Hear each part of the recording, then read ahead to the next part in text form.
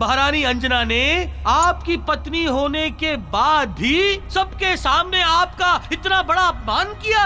अक्षम्य अपराध महाराज केसरी, अक्षम्य अपराध। अब क्यों इनके घावों को कुरेद रहे हैं ब्राह्मण देव? इन्हें फलाहार तो करने दीजिए। देवी, मैं घाव नहीं कुरेद रहा हूँ, अपितु महाराज के मन के दर्पण पर पड़ी हुई उस धूल को साफ करने की चेष्टा कर रहा हूँ। हाँ, उन्हें दर्पण दिखाने की चेष्टा कर रहा हूँ कि सजग हो जाइए। ये जो कुछ भी हुआ, ये सब अनायास ही नहीं हुआ, अवश्य ही इसके पीछे किसी का हाथ है। एवं महाराज, हम तो कुछ दिनों के पश्चात यहाँ से चले जाएंगे, किंतु आपको तो यहीं रहना है। फिर नित्य प्रतिदिन ये अपमान कैसे सहेंगे आप? महाराज, मुझे तो इस घटना का कोई अंत नजर नहीं आ रहा, कोई अंत नहीं। मुझे तो आपका राज्य भी आपके हाथों से निकलता हुआ प्रतीत हो रहा है। हाँ, तो ब्राह्मण देव, आप ही बताइए कि मैं क्या करूं?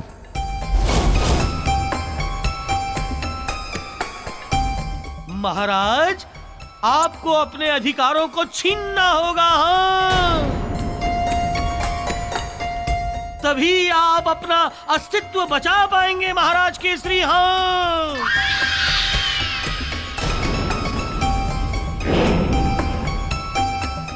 तो ब्राह्मण देव, मैं कुछ समझा नहीं। मैं समझाती हूँ महाराज। अंजना इस प्रदेश की महारानी इसलिए है क्योंकि वो आपकी पत्नी है, एवं उसी महारानी के अधिकार के अहम में चूर होकर उसने आपका अपमान किया। यदि वो आपकी पत्नी ही ना रहे तो वो ना ही इस प्रदेश की महारानी होगी और ना ही महारानी होने का अधिकार रहेगा।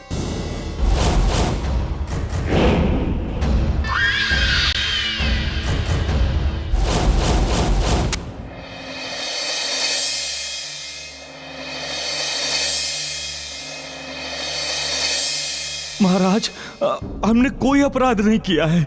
आप ही बताइए महाराज, यदि हमारे खेत से कोई गुप्त धन अथवा गड़ा हुआ धन निकलता है तो उस पर किसका अधिकार होगा? उसका स्वामी कौन हुआ? हम ही लोग ना, उस पर हमारा अधिकार हुआ ना।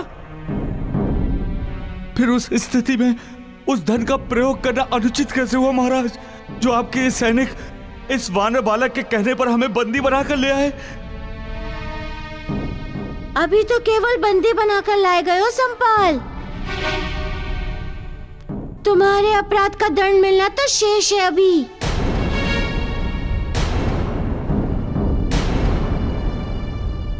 तुम जिसे अनुचित अथवा भूल कह रहे हो वो अपराध है, जिस अपराध को तुम तीनों भाइयों ने मिलकर किया है। इससे बड़ा अपराध ये है कि तुम लोगों ने एक निर्मल, निश्चल एवं निस्वार्थ स्नेह की हत्या की है, सच्ची ममता का गला घोटा है। अपनी जन्मदात्री माँ के साथ छल किया है, उसके विश्वास को धोखा दिया है।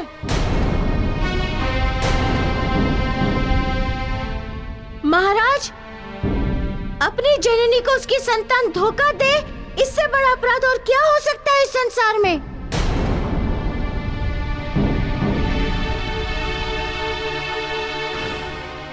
अर्थात धन के लोभ के कारण इन्होंने अपनी माता की हत्या की है? नहीं नहीं महाराज, ये वानर बालक झूठ बोल रहा है। झूठ मैं नहीं, ये तीनों बोल रहे हैं महाराज। इन्होंने की अपनी माता की हत्या। वानर बालक, क्या तुम्हारे पास इसका ठोस प्रमाण है?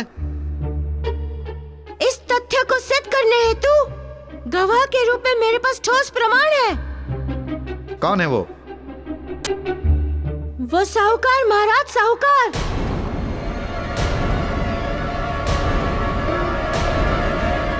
जिससे इनकी माता ने खेत खरीदा था। साहूकार को दरबार में बुलाया जाए।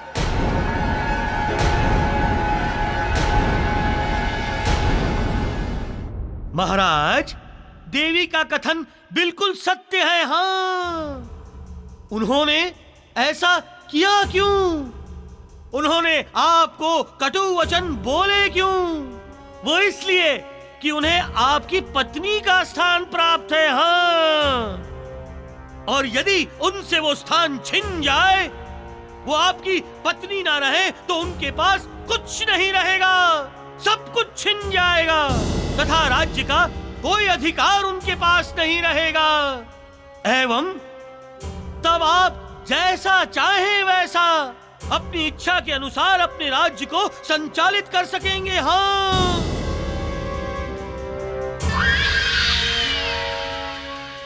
तथा कोई भी आपको अपमानित करने का दुस्साहस नहीं करेगा। महाराज केसरी, छीन लीजिए अंजना से उसके पत्नी होने का अधिकार, त्याग दीजिए उसे। छीन लीजिए अंजना से उसके पत्नी होने का अधिकार, त्याग दीजिए उसे। महाराज, यदि आप ऐसा करेंगे तो आपको अपना सब कुछ वापस मिल जाएगा, सब कुछ। आपका सम्मान तथा आपके अधिकार। हाँ महाराज, अपने शुभ चिंतक मित्र का कहा मानिए। छीन लीजिए उससे उसका अधिकार, छीन लीजिए, त्याग दीजिए उसे। छीन लीजिए उससे उसका अधिकार, छीन लीजिए, त्याग दीजिए उसे।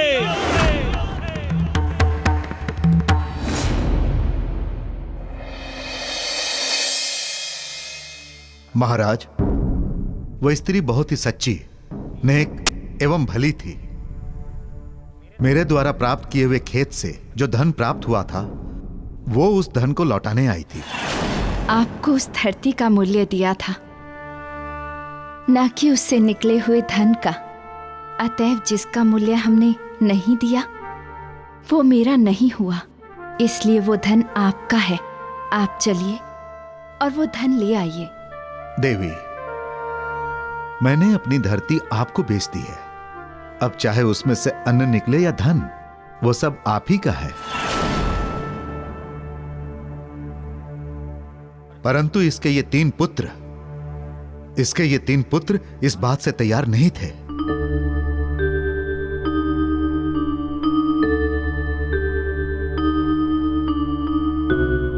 इनके मन में लालच घर कर गया था एवं नहीं महाराज, ये झूठ है, ये साहूकार झूठा है, झूठा।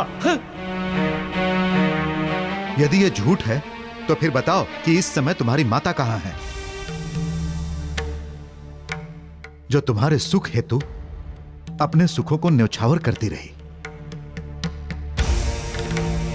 तुम्हें गहरी नींद सुलाने के लिए पूरी पूरी रात जागती रही। बोलो, कहां है वो पूजनीय ममता की देवी? कहां है तुम्हारी माता? वो तो नहीं पता महाराज, हम भी क्या करते महाराज। वो हमारी बात मान ही नहीं रही थी। हमारा धन, हम तीनों का धन किसी और को देने जा रही थी महाराज। महाराज, इसी कारण हम दुखी हो गए एवं माई की हत्या कर दी। उस धन से हमारे जीवन में सुख हो सकता था, परंतु नहीं, वो तो किसी और ही धुन पर सवार थी। अब महाराज, आप ही बताइए, कोई माँ अपने पुत्रों के जीवन में इस प्रकार दुर्भाग्य कैसे भर सकती है भला?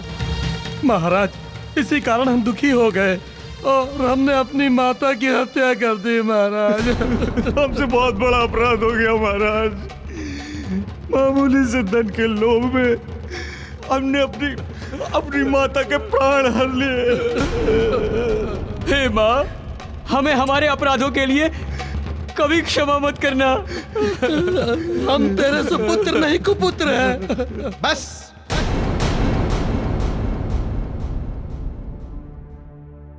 तुम तीनों ने अपनी माता की हत्या का जो अपराध किया है, उसके बदले में तुम तीनों को मृत्यु दंड दिया जाता है।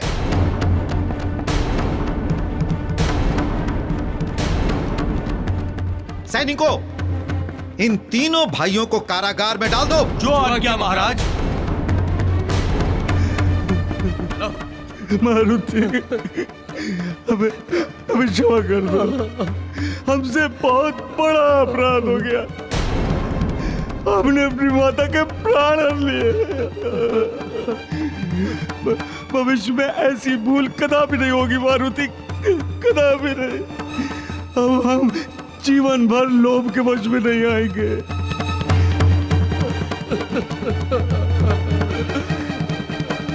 मैं तो तुम्हें क्षमा कर दूंगा, लेकिन तुम्हारी माँ तुम्हें कैसे क्षमा करेंगी? इसी बात का तो दुख है मारुति कि हम अपनी माँ से क्षमा भी नहीं मांग सके।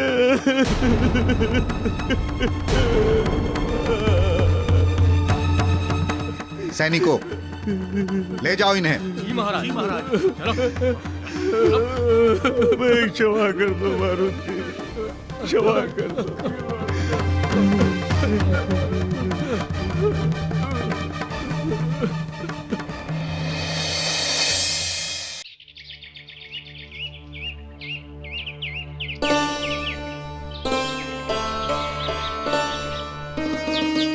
तुम आ गए पुत्र। हाँ काकी माँ, अब बुरे दिन बीत गए। आपके पुत्रों के हृदय के ऊपर जिस मैल की मोटी परत चढ़ी थी वो मिट गई। सच कह रहे हो पुत्र? हाँ काकी माँ, बिल्कुल सच कह रहा हूँ। एवं इतना ही नहीं, आपके प्रति किए गए व्यवहार के लिए उनके हृदय में अपराध बोध भी है। मैंने उनकी आंखों में प्रायश्चित की रेखा स्पष्ट देखी है। वे लोग अपने किए पर लज्जित हैं काकी माँ।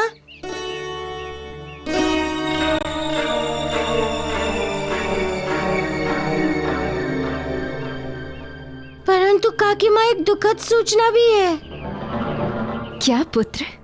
राजा ने उन्हें अपने अपराध हेतु मृत्युदंड दिया है।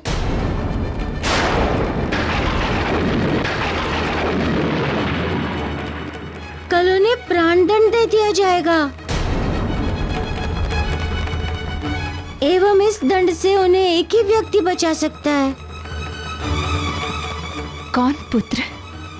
आप काकी माँ, केवल आप।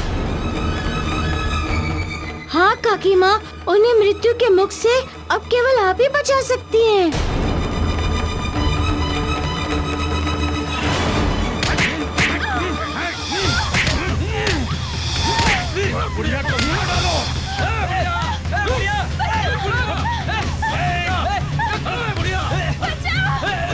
हमारे सुख हेतु आज तेरा मरना अति आवश्यक है, अति आवश्यक।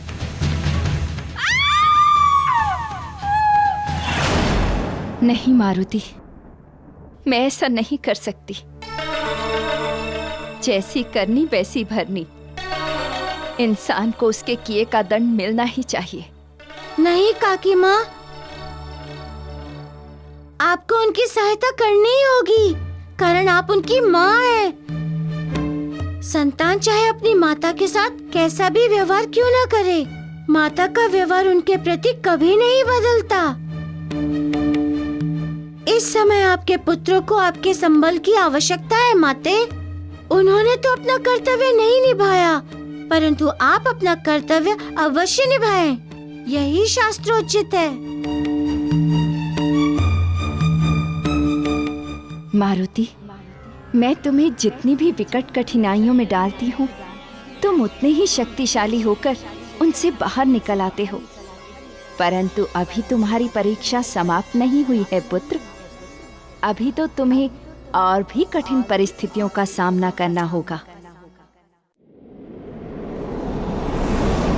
छीन लीजिए अंजना से उसके पत्नी होने का अधिकार। त्याग दीजिए उसे।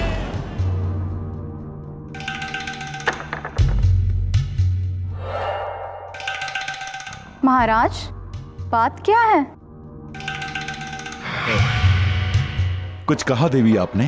जी हाँ, मैंने कहा कि आपको हुआ क्या है, बात क्या है? क्या हुआ? कुछ भी तो नहीं हुआ। और आपके होते हुए महाराज केसरी को हो भी क्या सकता है? लेकिन आपकी चौसर की चाल तो यही प्रदर्शित कर रही है कि आप अशांत है, विचलित है। आपको आभास नहीं है? नहीं, ऐसा तो नहीं। आप भविष्य पढ़ना भी जानती हैं?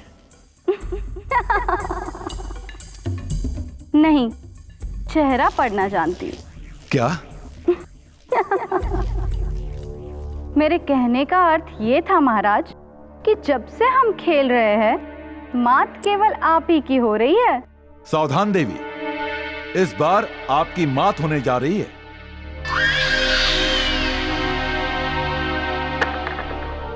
ओह,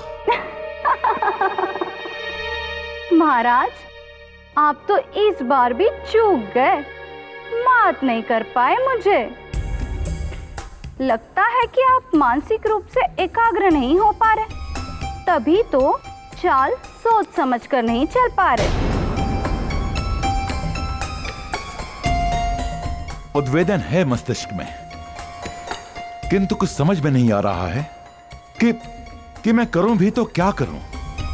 महाराज केसरी, उद्वेलन ही उत्पीड़न का कारक है, पराजय की सीढ़ी है, तथा उद्वेग पर नियंत्रण कीजिए तथा अपनी चाल सोच समझकर चलिए, फिर देखिए विजय आप ही की होगी महाराज। और हाँ, और एक बात बता देती हूँ, यही सही समय है अपनी पराजय को विजय में बदलने का। कैसे? ना निर्णय सुनाकर। कौन सा निर्णय और किसे सुनाकर? महाराज, आप इतने जल्दी भूल गए वही निर्णय जो मैंने और ब्राह्मण देव ने आपको अपनी पत्नी अंजना को सुनाने के लिए कहा था, उन्हें छोड़ने का निर्णय। महाराज, जाइए और जाकर सुना दीजिए अपना निर्णय, बता दीजिए कि आज से संबंध समाप्त। और फिर देखिए, इस राज्य में आपका मान सम्मान, आदर प्रतिष्ठा, तत्पश्चात ये लोग आप ही की सुनेंगे, आप ही की जय जयकार करेंगे। महाराज केसरी की जय, और यही जय घोष आपके विजय का प्रतीक होगा महाराज। तो जाइए, समय मत गवाइए, जाइए महाराज।